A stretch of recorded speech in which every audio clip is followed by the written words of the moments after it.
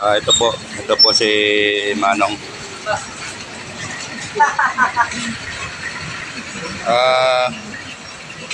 Manong, taga saan po kayo? Taga saan po kayo? Actually, ko taga wala man kasi bate ko, may kamag-anak ko sa Masbante. Opo. May kamag-anak ko sa Antique, sa Bulante, Antique. Opo. Mga kamag-anak ko, mga Ilongga. Pero yung mga yung mga anak mo nasaan ngayon? Sa Talisay. Talisay. Sinong ko ng lola niya. Talisay, Cebu? Oo. Diaso, Talisay, Cebu. Oo. Ito kasing matanda na nakarating dito sa aming terminal at parang ito na yung ginagawa niyang tahanan. Kasi nasaan ka ba galing dati, Manong? Nasaan po kayo galing dati bago kayo nakarating ng Laguna? Paranaque. Paranaque. Pandemic. Kaya po nakarating kayo dito sa Laguna.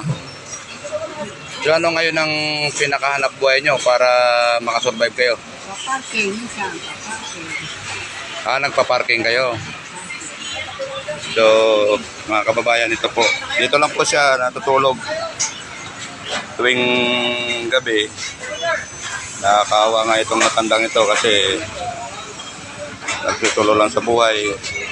Bali, nangihingi lang siya para makasurvive araw-araw. Dito lang po siya sa aming terminal. Yan po. Tapos, tuwing gabi, dito na lang po siya natutulog sa pinakaupuan ng mga pasahero namin. Kasi po, taga-Talisay Cebu siya.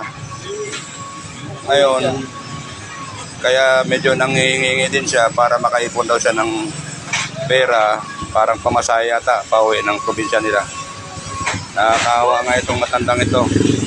Araw-araw namin siya nakikita dito. Sige Manong, sabihin niyo pong huli yung pangalan niyo. Liberato Cuevas. Palakasan niyo ang boses niyo para marinig. Kay Liberato Cuevas. Kay Liberato Cuevas. Cuevas. Sige po, manawagan po kayo sa anak ninyo sa taga Cebu. Baka sakaling may nakikinig. Kasi kung nasa kama ko sa lola mo, Sige. ilang beses na akong nakikita na tumawag sa'yo, hindi ko makita ang number mo. Wala ang number mo sa akin. Opo. Sa lola mo na wala ang number, na hindi kita matawagan.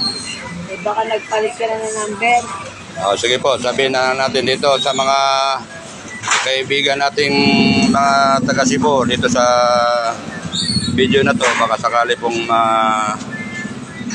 mapanood nyo ito, paki-PM na lang po, matulungan natin ang matanda na makauwi sa Talisay Cebu. Sige po, maraming salamat at God bless.